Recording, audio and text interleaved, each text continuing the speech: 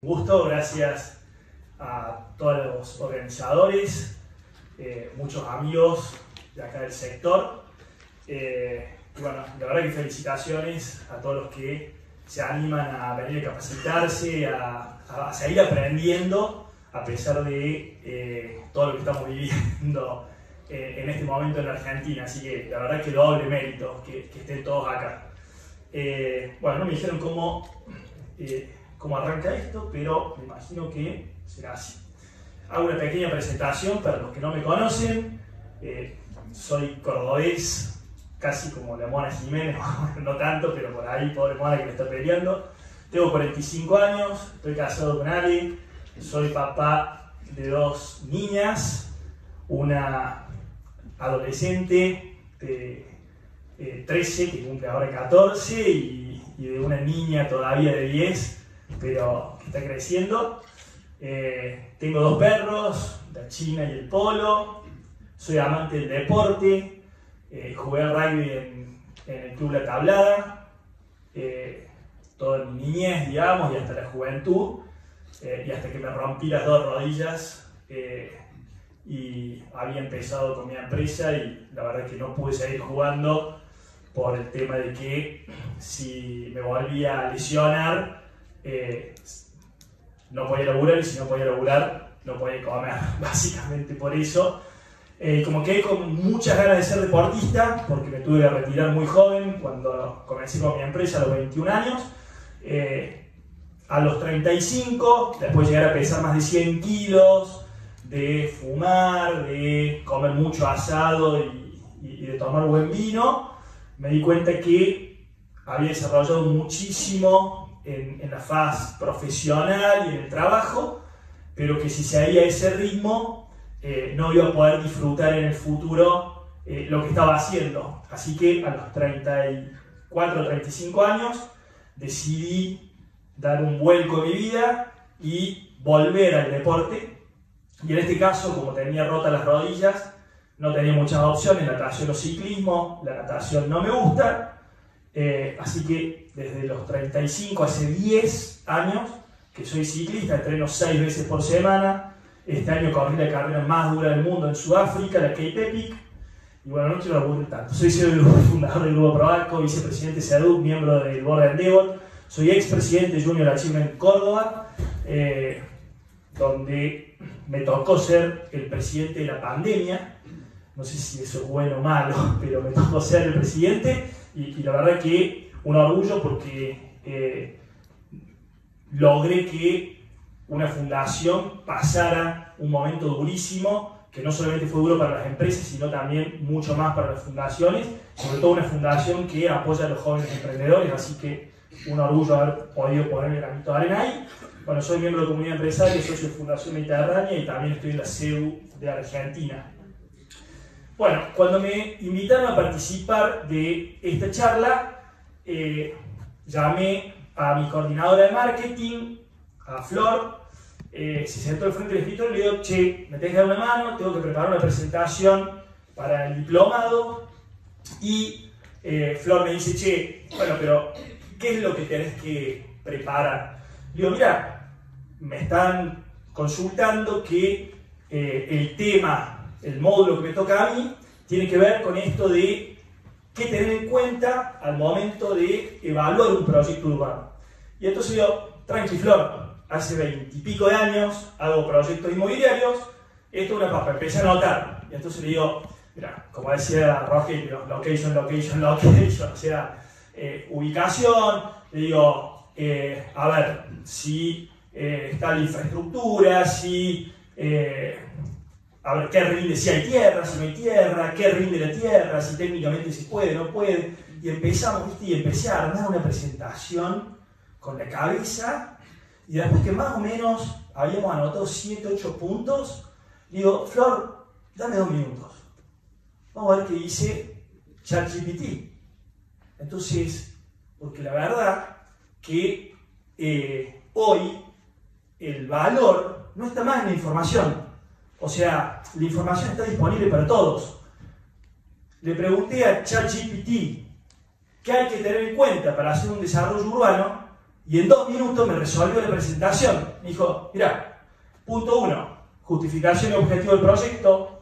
Punto 2, análisis del impacto del proyecto. Punto 3, participación de la comunidad, la sostenibilidad del proyecto, si realmente es sustentable el proyecto, si hay infraestructura y servicios, cómo es el impacto ambiental del proyecto, obviamente la planificación espacial y el diseño, la arquitectura, qué vas a hacer. Luego, que el proyecto no se termina cuando lo entregamos, sino que hay que pensar en la gestión y administración de ese proyecto, tener en cuenta la evaluación financiera, la evaluación de riesgos. Bueno, mi cabeza, por más experiencia que tengo, les aseguro que había anotado 6 de los 10 puntos, digamos. Y la verdad es que lo que me estaba devolviendo ChatGPT era mucho más que la experiencia mía de 25 años de desarrollista. Era la experiencia del conjunto de los desarrolladores de todo el planeta, digamos. O sea, digo yo, wow, ¿qué le voy a decir a esta gente? Porque se sienta al frente de la computadora hoy y le preguntan a ChatGPT y claramente, si estuviera el programa ese de Donald Trump, diría, estás despedido. O sea, me rajan, o sea, estoy robando, digamos, o sea, porque esto no lo hice yo, lo hizo la inteligencia artificial. Y cuando hoy me siento con un estudio de arquitectura y me arma un proyecto, digo, che, mira, la verdad, no me gusta mucho la fachada, que la estilo nórdico, no nórdico. Y me dice, olvídate, ¿cuántos tipos de fachada querés? Y no sé, ¿viste? Porque capaz que tenés que estar 2 o 3 meses, ¿viste? Tampoco quiero demorar tanto, tengo que llegar al municipio para ver si no se va a esta gestión y llego a presentarlo. No, olvídate, ¿cuántas fachadas querés?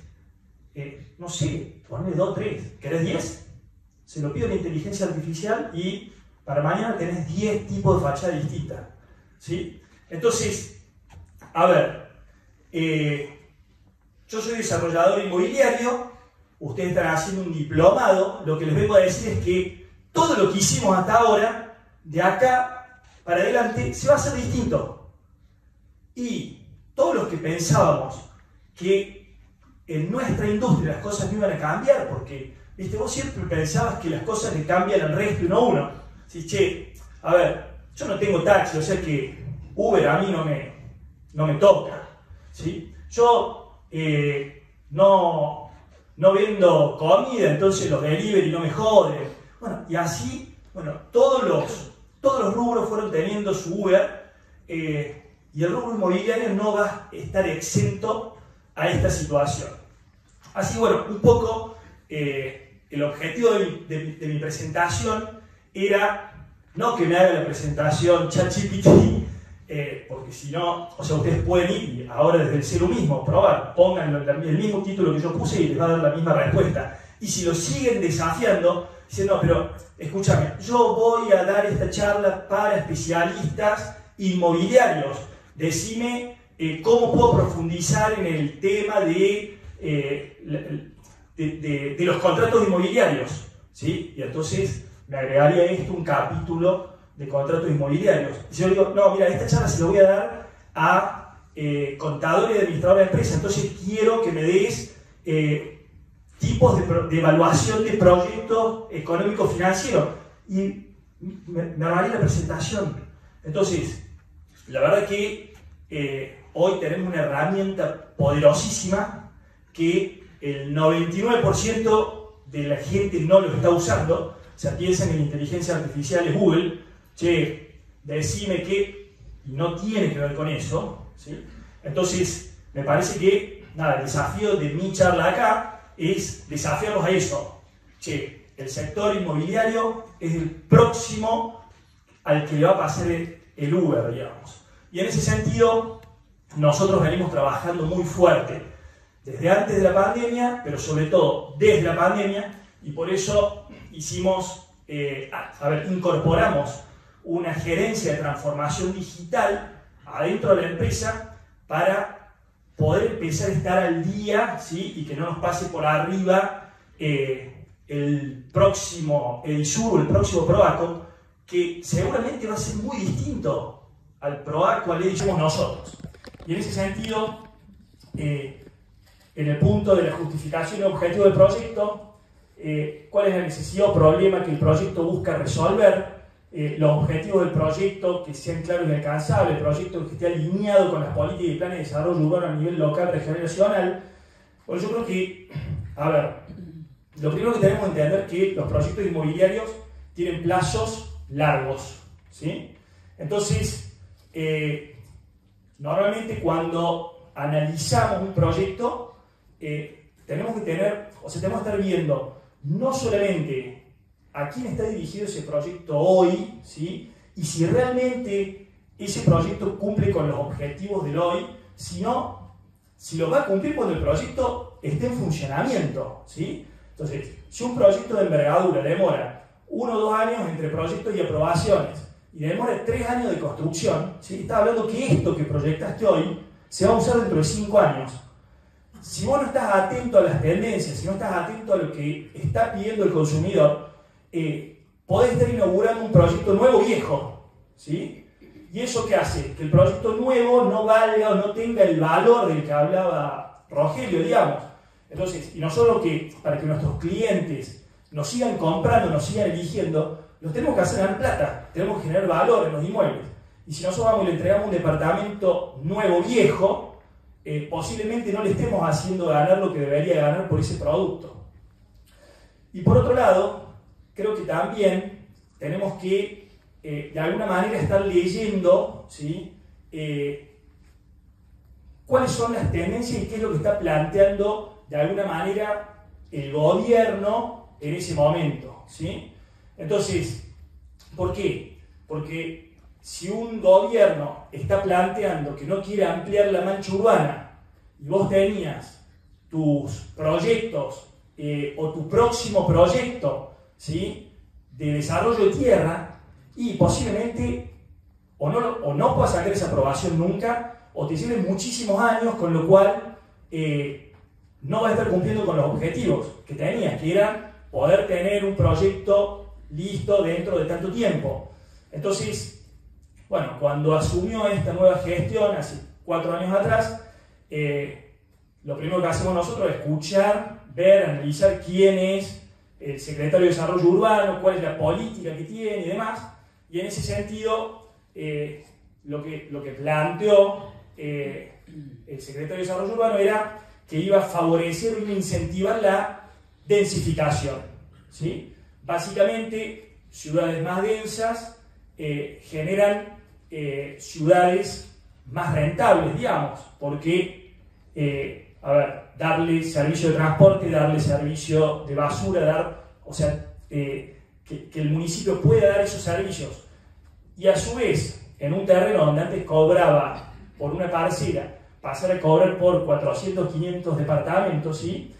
Lo hace muchísimo más rentable. Entonces, nosotros lo que hicimos fue poner mayor foco, ¿sí? En los proyectos que teníamos dando vuelta en carpeta de densificación.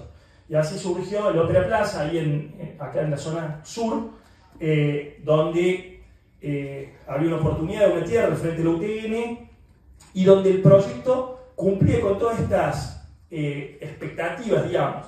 O sea, por un lado, cumplía con lo que estaba pidiendo el gobierno de turno, que era la densificación. O sea que desde la justificación era muy fácil, digamos, de promover un proyecto de estos con esta gestión. Y por el lado de la demanda, ¿sí? Teníamos la universidad al frente, la tecnológica, y casi todo todas las universidades de la ciudad universitaria. Teníamos el Quality al lado, pero sobre todo teníamos una oportunidad de hacer un proyecto verde, ¿sí? Verde y pet friendly. Y como este proyecto lo lanzamos post pandemia, ¿sí? Pusimos, digamos, esos dos valores que se habían generado, o que se habían potenciado en la pandemia.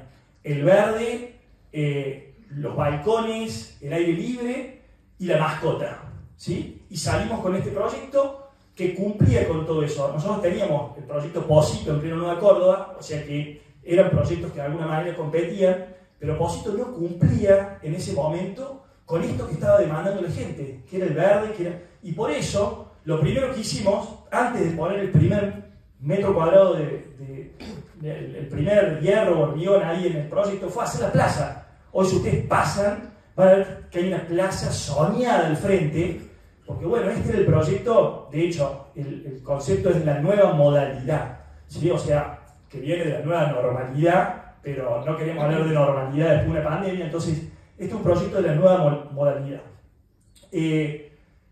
Obviamente el proyecto fue súper exitoso en la historia de Proaco, el que mejor funcionó a nivel de preventa, porque cumplió con su objetivo, estaba el mercado, estaba la demanda, estábamos atendiendo una demanda que quería eso, que quería departamento con balcón, que quería verde, que quería plaza y que quería mascotas, ¿sí? Y que ningún proyecto, aunque parezca mentira, son cosas muy básicas, se lo podía dar, ¿sí? Entonces, vamos al punto 2, análisis de impacto, ¿sí? Y acá les traigo un caso, digamos, que está hoy, digamos, lo presentamos en el foro de desarrollismo hace unas semanas atrás, y acá cuando hablamos de análisis de impacto, lo primero que preguntamos es cuáles serán los impactos sociales, económicos y ambientales del proyecto, si el proyecto contribuirá positivamente al crecimiento económico local y al bienestar de la comunidad, se han evaluado los posibles efectos negativos y se han propuesto medidas de mitigación. Bueno, lo primero que quiero contarles es que este proyecto tiene desde que inició la concepción varios años, ¿sí? Nosotros arrancamos hace 5 años con este proyecto en la negociación de la tierra, con IRSA, esto es Córdoba Shopping, son las cocheras de abajo del centro comercial, y entonces esto requirió de una concertación, ¿sí? con el Consejo Deliberante, donde se presentó la propuesta, donde se logró todas las aprobaciones, todas las factibilidades, donde se logró el impacto ambiental, donde se lograron los informes favorables de tránsito, de todos los informes, digamos, todas las factibilidades de servicio. Se presentó en el Consejo Deliberante y como contraprestación por aprobar este proyecto, ¿sí? Que lo que modifica es la altura básicamente de la zona, hubo que pagar una plusvalía, ¿sí? Se construyeron 2 dispensarios para lograr la aprobación, con una inversión aproximadamente de $350.000 cada dispensario, ¿sí? Uno en barrio Vicor, o sea, 2 barrios humildes, ¿sí? 2 dispensarios que ya están terminados y construidos hace más de 3 años y que la ciudad lo está explotando. Ahora, obviamente que nosotros cuando planteamos ese proyecto pensamos en todas estas situaciones, pensamos, che, ¿qué pasa con los vecinos del barrio? ¿Qué pasa con la sustentabilidad del proyecto? ¿En qué mejoramos la situación del barrio? ¿En qué la empeoramos? ¿Sí? Lo que empeoramos, ¿cómo lo mitigamos? ¿Sí? Entonces, bueno, la verdad que nosotros antes de presentar en el foro de la construcción este proyecto, ¿sí? Empezamos a trabajar con el barrio, ¿sí? Con reuniones, invitando al centro vecinal, ¿sí? A reuniones técnicas, a reuniones informativas, para que los vecinos pudieran ver y se pudieran sacar las dudas. Porque normalmente cuando uno hace estas presentaciones o estos proyectos, en general, hoy con los grupos de WhatsApp, lo primero que pasa es que empiezan los 2 o 3 activistas, digamos, o lo que sea, a tirar cosas, ¿sí? Esto no tiene aprobación, esto no tiene impacto ambiental, esto no cumple con esto nos va a tapar, esto. Entonces, para cortar, digamos, con todo eso, lo que hicimos fue una política de incorporar a los vecinos, ¿sí? Y los invitamos a todos los vecinos y empezamos a hacer reuniones todos los viernes durante 3 meses, invitando a los vecinos del barrio que tuvieran dudas con el proyecto, y traíamos a los especialistas, traíamos a la estudio de arquitectura, traíamos a los ingenieros, a los técnicos, y hacíamos que se saquen las dudas, ¿sí? Entonces, básicamente la mayoría de gente que venía era, wow, no, qué divino.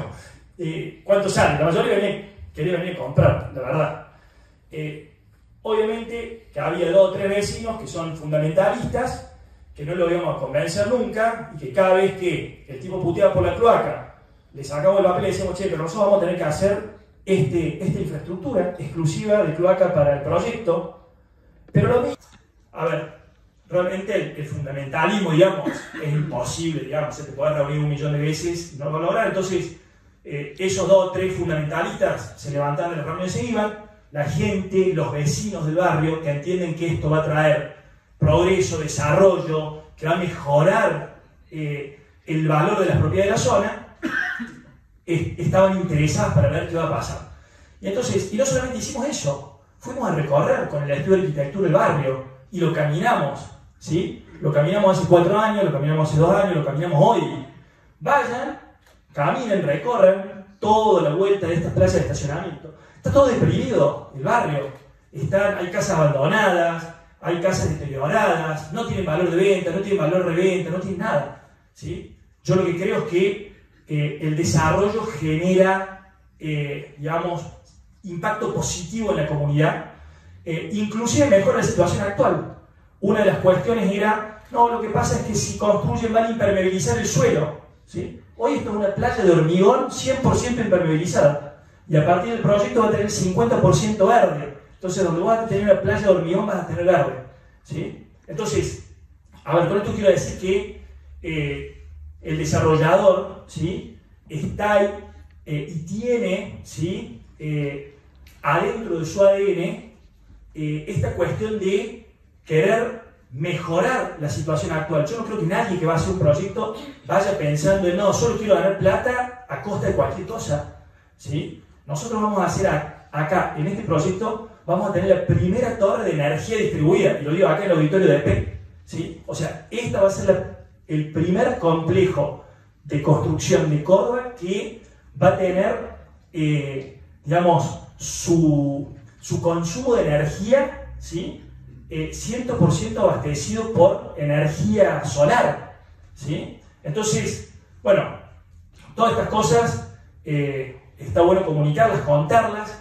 y son todos los estudios y todo lo que hacemos nosotros, ¿sí?, para tratar de mitigar el impacto que tienen los proyectos en la zona y para que la gente de la zona los termine adoptando. Lo mismo que pasa hoy en Villa Cabrera, pasó hace 10 años atrás en la zona de Barrio Las Rosas, que cuando empezamos el primer proyecto todo el mundo puteaba contra las torres, contra los proyectos, lo que sea, y la gente cuando empezó a ver que tenía una oportunidad de tener una casa inmensa, que tenía problemas de seguridad, que no tenía forma de mantener o de pagar impuestos, que lo podía cambiar por un departamento con seguridad, donde se sentía más cómodo, donde estaba más segura, o que le podía comprar una familia a la mamá o al papá para que vengan a vivir a un departamento y estar cerca de la familia.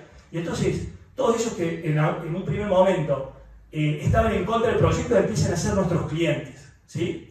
Pero lo que les quiero contar en realidad, y por eso les hago todo este cuentito, es que todo lo que tiene que ver con sustentabilidad, todo lo que tiene que ver con la comunicación y el relacionamiento con los vecinos, para todos los que estamos en el sector, es algo que cada vez está tomando mayor dimensión y al que de alguna manera tenemos que atender. O sea, si le preguntan hoy a ChatGPT cómo manejar el tema de vecinos, ¿sí?, va a tener poca información porque realmente es algo que está pasando en todo el mundo, que está pasando en Latinoamérica o está llegando a Latinoamérica y que de alguna manera tenemos que encontrar, ¿sí?, cómo comunicar a la gente que el progreso es positivo. Porque si no, todos estaríamos con el iPhone 3 hoy y estamos todos con el iPhone 14, ¿sí? Y lo mismo pasa con el que piensa que, bueno, yo vivía en Villa Belgrano y vivía en una casa y ahora vinieron y me hicieron esta torre de planta baja y 3 pisos. Bueno, a ver, cuando esa persona vino, hizo una casa ahí, ¿sí?, en realidad había un campesino que tenía un campo y que a lo mejor no quería que haya 100 casas como la casa que tiene esa persona. Como el que hoy va a vivir en un departamento, ¿sí? Y dentro de 40 años posiblemente te hagan una torre en Villa Belgrano. Bueno, es parte del desarrollo, del crecimiento. Y lo que no entiende la gente cuando plantea cuestiones de sustentabilidad en los barrios es que no hay nada más sustentable que la densificación. O sea, todavía el mundo, ¿sí?, no encontró algo mejor para las ciudades que, o sea, digo, para vivir que las ciudades. Y dentro de las ciudades, la densificación, ¿sí? Entonces, si alguien piensa que porque trae un proyecto acá va a ser más sustentable mandarlo a Santa María o Malagueño, qué sé yo, está equivocado. O sea, lo mejor es densificar los lugares de la ciudad, los que ya tienen infraestructura, los que ya tienen servicio. Perdón, me pasé una. Bueno, hablé de participación comunitaria, digamos. Ahí puse algunas fotitos de los encuentros con los vecinos. Obviamente que cuando hablamos desde el sentido común, cuando hablamos con la gente y explicamos, la gente empieza a entender, digamos, estas cosas. Y por ahí tenemos que entender también que hay que comunicar lo que hacemos, cómo lo hacemos, por qué lo hacemos, ¿sí? Bueno, el tema de sostenibilidad, que es un punto clave, digamos. O sea, en Argentina hoy estamos preocupados por el déficit habitacional, por la ley de alquileres, por un montón de cosas, y cuando planteas cuestiones de sustentabilidad y cuando planteas cuestiones, digamos, que tienen que ver con una mejora de los proyectos, lo primero que piensa la gente es, che, pero ¿quién lo puede pagar? ¿Sí? ¿O cómo se va a financiar eso? Bueno, por más que estemos en esta situación de coyuntura, creo que es clave que pensemos en la sustentabilidad de los proyectos, pero también tenemos que pensar en la sostenibilidad de los proyectos, que es si el proyecto es financieramente viable, ¿sí? Si la inversión que hacemos la vamos a recuperar, si vamos a poder construir con lo que vendimos y lo vamos a poder entregar a nuestros clientes, ¿sí? Entonces, me parece que es clave dentro de este análisis, antes de poner un proyecto en la calle, volver al escritorio, sentarse, hacer los números del valor de tierra, del valor de construcción y ver si los números, precio de venta menos costo de construcción, dan o no dan. O sea, parece algo muy simple, pero parece que en nuestra industria cuesta mucho. Entonces, es muy simple. Hay barrios, o sea, ¿por qué no se construye en San Vicente? ¿Por qué no se hacen torres en San Vicente? ¿Sí? ¿O por qué no se hacen acá en el centro? Cuando la gestión de Mestre hizo una promoción para que se construyan torres en el Abasto, a pesar de que te permitían hacer, no sé, 60, 70 metros de altura, monoambiente, o sea, te daban algunas condiciones favorables, pero era muy simple. Vos hacías costo tierra, 150, 200 dólares, costo construcción, 500 dólares, 600 dólares, 800 dólares, hacía el costo financiero, y decía, che, un departamento en el centro no vale ni 1000 dólares, no da, no cierra. Entonces, es clave hacer este análisis. O sea, hay mucha gente que va y construye en Alberdi porque tengo un tío, un primo que tiene un lote y me lo aporta y me lo dio y entonces voy y construyo. Pero vos vas y construís y entre los departamentitos que le diste a tu tío porque te puso el lote, más lo que hiciste, lo que vendiste y perdiste plata.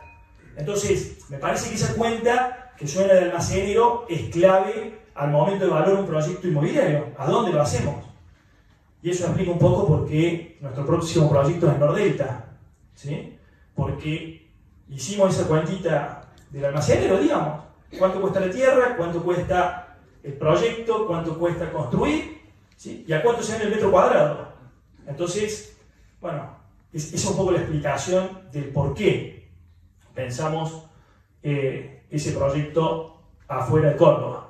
Con respecto al tema infraestructura y servicio, otro punto clave, estamos acá en el PEC, en la madre de los servicios.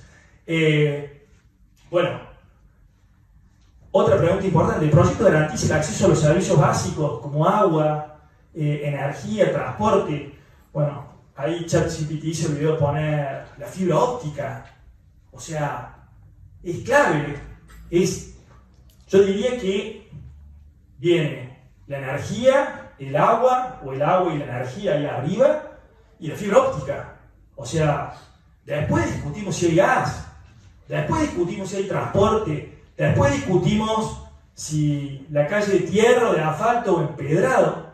Pero hoy, si no tenemos fibra óptica, como dice Milei, fuera. O sea, proyecto que no tenga fibra óptica hoy no puede existir. La gente no puede vivir sin fibra óptica hoy. Lo que tiene, yo le dije que tengo una hija, por eso les conté quién era, tengo una hija de 14 años. Yo la puedo dejar sin comida en la heladera 4 días, pero no la puedo dejar sin fibra óptica, sin internet. Nunca me llamó para decirme, che, papá, no hay nada para comer en casa. Ahora, se corta internet y en 2 minutos me entero. Entonces, a ver, en ese sentido, creo que de alguna manera invertir en infraestructura, en servicio y en resolver estas cuestiones básicas es clave al momento de pensar en generar un desarrollo inmobiliario o de evaluarlo, ¿sí? Voy a tener energía, voy a tener agua, voy a tener conectividad. Entonces, eso es clave para hacer proyecto inmobiliario. Ahora, para asesorar a un cliente, che, vení, invertí acá, que acá te va a ir bien, ¿sí? Como asesor, también me tengo que preocupar de esto. Che, tiene luz, tiene agua, tiene gas, tiene cloaca, tiene fibra óptica, no tiene escritura. Bueno, sí, obvio.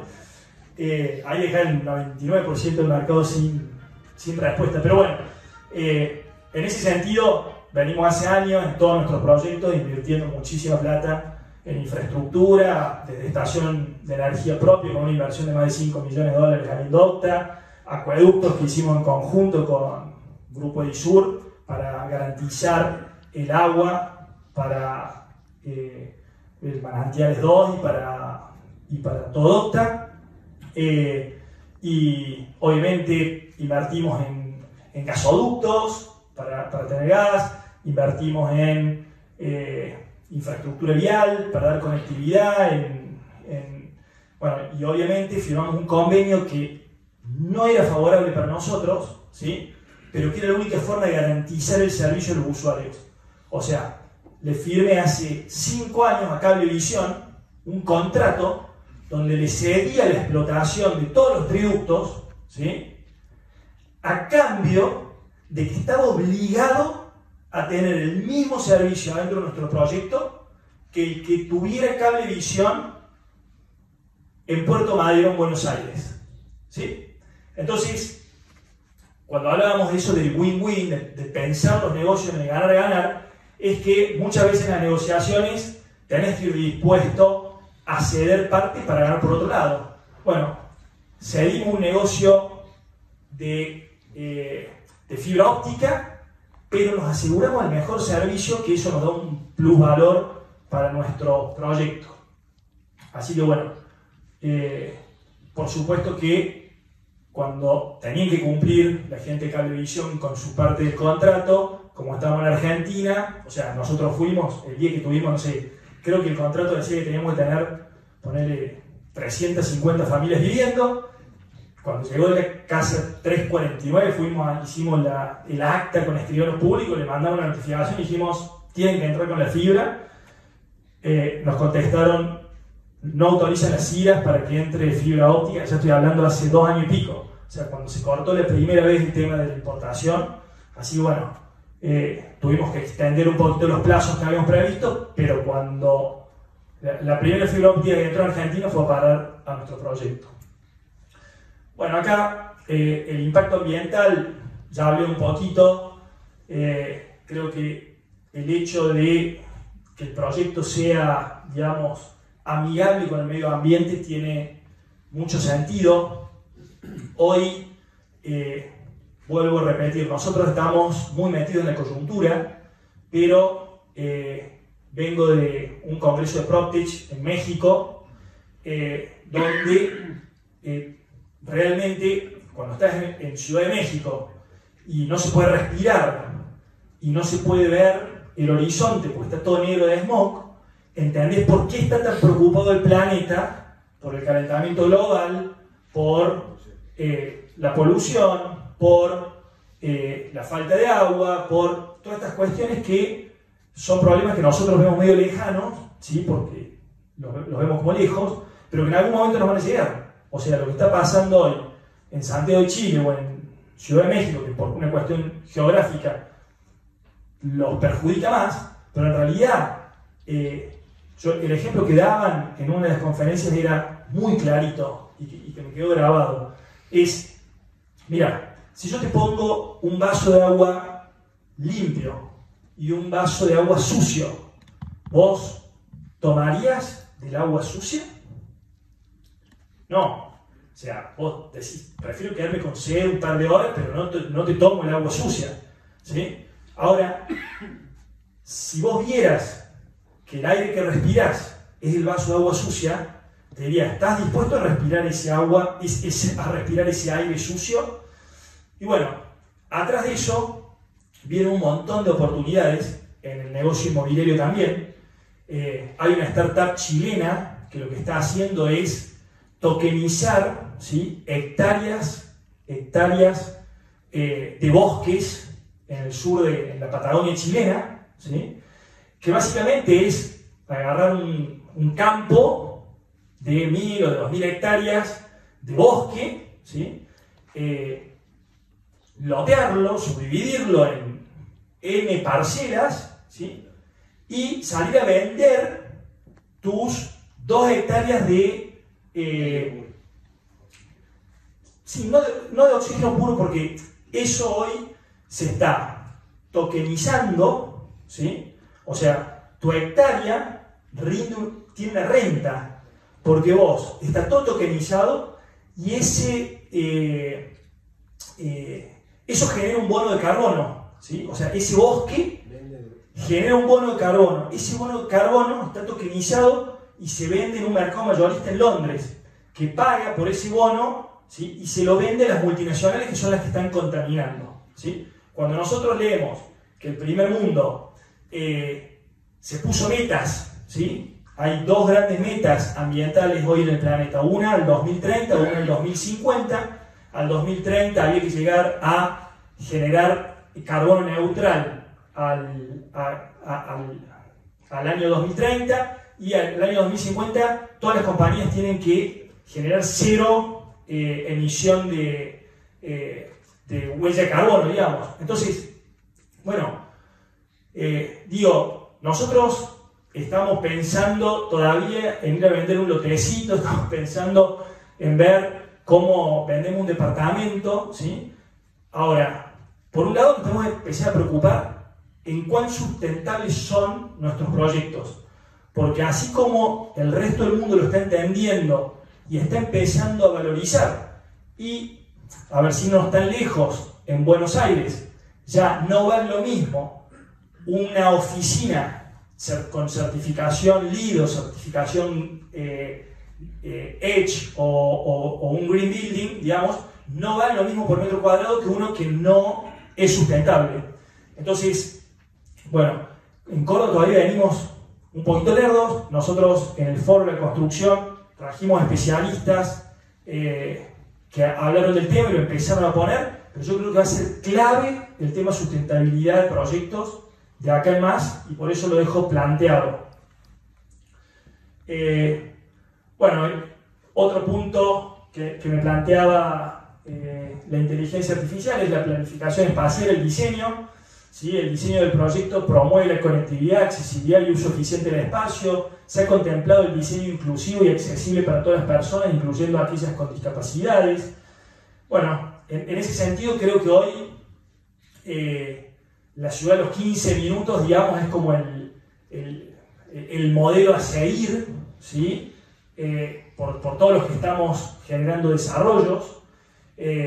yo creo que ahí tenemos un trabajo grande para hacer con el Estado, porque, o sea, vos querés generar proyectos o ciudades de los 15 minutos y después te encontrás con un Estado que no lo entiende y que sigue usando las ecuaciones del pasado. Entonces vos cuando llegás con un proyecto, no sé, de 30 hectáreas y le decís, quiero meter, no sé, 10.000 personas, te dicen, ¡ay, no, pero me estás poniendo 3 veces más que Barrio Poeta Lugones y esto me va a explotar la cloaca! Entonces, pará, si el problema de la cloaca, amplía la cloaca.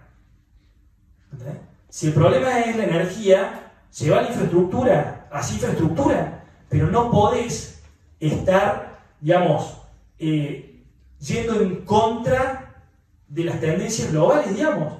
La gente quiere vivir en la ciudad, tenés que generar, por lo que decíamos, ciudades más rentables.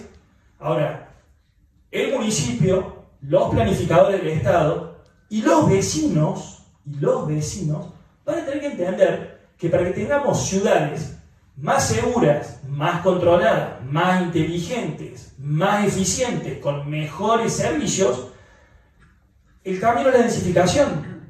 Entonces, y después entenderlo, que es así, y después ir en consecuencia en línea de eso. Pues si vos salís y decís a los 4 vientos, el camino son la ciudad de los 15 minutos, el camino son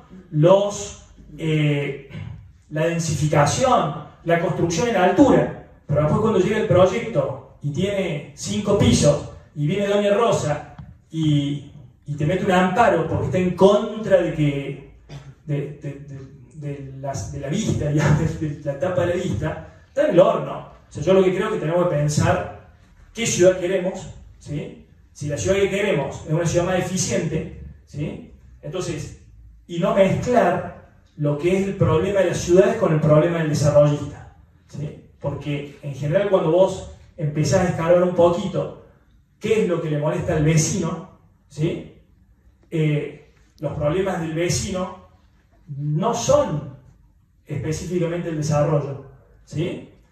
Los problemas del vecino es que está lleno de tránsito, ¿sí? Y que no hay buenas avenidas para circular. Lo que le molesta al vecino es que no hay cloaca. Lo que le molesta al vecino es que cuando llueve se inunda el barrio. Entonces se agarra de los desarrollos, se agarra del progreso, pensando como que el enemigo es el desarrollo, ¿sí? Y acá claramente el enemigo no es el desarrollo. Las ciudades necesitan crecer, necesitan densificarse, ¿sí? Si no vas y vean las principales ciudades del planeta, digamos. Perdón, te quiero hacer una consulta. Sí. Vos cuando empezaste a hablar dijiste que cuando empezó esta gestión vos habías hablado, Proaco habla con esta gestión municipal para saber qué línea tiene. ¿Cuántas de estas gestiones municipales tuvieron la misma línea? Porque cuando uno te vas unos años para atrás, vos te das cuenta que la ciudad crece, porque realmente crece. No se condice lo que hace el municipio en sí en hacer la posibilidad, te da la posibilidad de que una empresa construya, agrande la ciudad, densifique, pero por otro lado aparecen los vecinos consecuencias de la falta de servicios que presta la municipalidad, pero que a su vez a vos te hace construir, te hace poner los vecinos en contra, pero entonces, ¿cómo es que después una constructora logra, con vecinos en contra, con una municipalidad que a lo mejor no presta servicios, y logró construir donde no se podía construir? Bueno, la pregunta es bastante extensa, pero te lo resumo. Sí. O sea, nada que se construye no se podía construir. O sea, cualquier cosa que vos querés construir tiene que cumplir con la ordenanza. ¿Seguro? Entonces, si hoy Villa Belgrano tiene planta baja y 4 pisos es porque la ordenanza lo permite.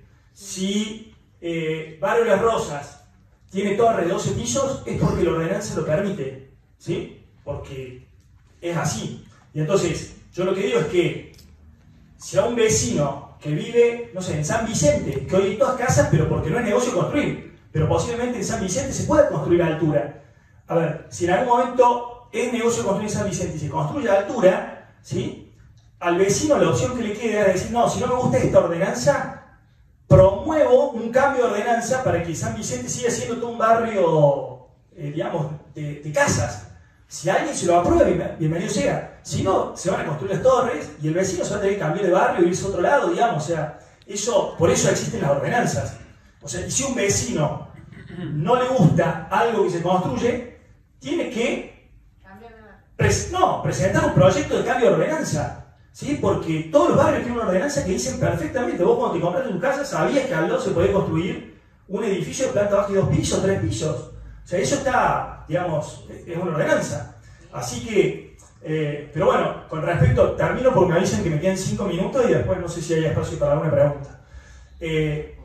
Gestión y administración. Se ha establecido un plan de gestión adecuado para la implementación y supervisión de proyectos. Existe un mecanismo claro para la toma de decisiones y la resolución de conflictos durante la ejecución del proyecto. Bueno, la verdad que mientras más grandes son los proyectos, más amplio este nivel de conflictos y de cuestiones que aparecen adentro de un proyecto. Y por supuesto que hay que estar encima de esos problemas y buscar que afecten de la menor manera posible los proyectos. Por ejemplo, nosotros por eso puse la imagen de Pocito acá, cuando arrancamos el proyecto, empezamos a excavar con toda la fuerza, toda la energía, con todas las ganas de construir. Lo primero que nos encontramos es que nos atravesaba un caño de aguas cordobesas por el medio del terreno, ¿sí? Que alimentaba todo Barrio Nueva Córdoba. Y entonces donde tenemos que hacer las fundaciones de la primera torre, nos encontramos con un caño de 70-80 centímetros. Bueno, lo primero que hicimos fue escribano público, notificación, todo perfecto. Hablamos aguas cordobesas, dije, che, vengan. Uy, mira, este caño nos figuraba que pasaba por acá, por la calle Brasil, que es una calle pública que no está abierta hoy porque nunca se abrió, se va a abrir cuando nosotros avancemos con el proyecto, pero ese es un caño que tiene 60 años, que está desde antes de que estuviera la villa, y claro, en el plano aguas cordobesas siempre estuvo ahí. Sin embargo, pasaba justo por acá, por medio del proyecto. Y entonces, bueno, ¿cuánto nos llevó esa gestión? Casi 1 año y medio lograr poder hacer todo un proyecto de ingeniería para anular ese caño, para que Aguas Cordobesas no dejara sin servicio el resto de la ciudad y lograr poder avanzar con el proyecto. Así bueno, yo les cuento ese dato de un caño, ¿sí? Que te puede generar una demora de 1 año y medio de un proyecto, ¿sí? Y cómo impacta y todo lo que vos pensabas que se iba a dar de una manera, como un caño que no aparecía en ningún lado te puede modificar todo el proyecto. ¿Sí? A nosotros nos apareció eso, a colegas nuestros les ha parecido alguna cuestión histórica, ¿sí?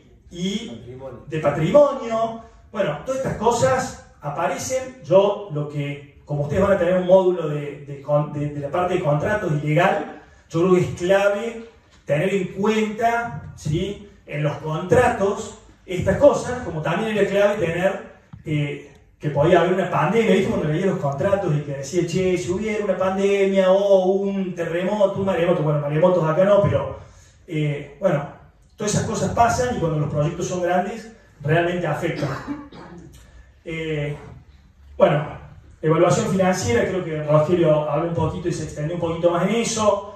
Y la evaluación de riesgos, bueno, también un poco, cuando hablamos de riesgos hablamos de todo, ¿no? O sea, nosotros hoy tenemos muchísima gente trabajando, o sea, en la parte de higiene y seguridad, que es el riesgo que más nos importa a nosotros porque hablamos de la vida de nuestra gente, de nuestros trabajadores. Entonces, obviamente, invertimos mucha plata en los ingenieros de seguridad y higiene, invertimos mucha plata en seguridad, invertimos mucha plata en capacitación, así que creo que es clave para tratar de mitigar esos riesgos, y a su vez, bueno, los riesgos son de todo tipo, o sea, acá yo puse lo que son los riesgos, digamos, de personal, pero también, por ejemplo, nosotros en Pocito estamos haciendo 3 subsuelos y pasa la avenida Vélez Arfiel, ¿sí? Antes de poder empezar a excavar el primer subsuelo, hicimos todo un muro colado de hormigón de 60 centímetros de ancho para no correr riesgo, ¿sí? Que no correr riesgo nuestra gente que iba a estar trabajando ahí abajo y que no correr riesgo la gente que está transitando, ¿sí? O sea, un colectivo pasa sobre una excavación, la vibración lo hunde, y pasaba un estudiante o lo que sea, es algo muy delicado, así que ponemos mucho foco ahí. Si pasa algo en estos proyectos, el impacto en el público en general puede ser muy alto, entonces nosotros sabemos que vamos a hacer torres en una zona muy densa, de 130 metros de altura, y estamos trabajando mucho en todos los sistemas de seguridad, porque ahí se te vuela una madera, se te vuela un material, y a donde caiga puede ser realmente una tragedia. Así que bueno, nada, con esto quiero decir que como desarrollistas también estamos pensando en invertir, ¿sí?, en seguridad, no solo de nuestra gente, sino del entorno, de la gente que rodea los proyectos, ¿sí?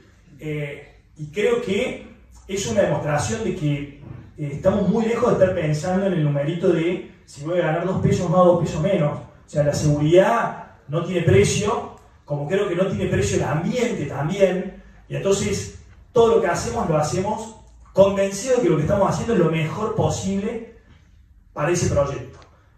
Somos humanos, nos podemos equivocar, puede salir mejor, puede salir peor, pero por lo menos lo hacemos con la convicción, ¿sí?, de que estamos dejando un legado, que estamos haciendo lo mejor para una ciudad en donde van a vivir, si Dios quiere, mis hijas, porque lo que más me gustaría es que ellas disfruten de una Córdoba hermosa los próximos 50 o 100 años, y que no tengan que irse a vivir a otro país porque Córdoba no les puede dar desarrollo, crecimiento y oportunidades. Así que espero que les haya servido un poco, que abra la cabeza, y quedo a disposición. Muchas gracias.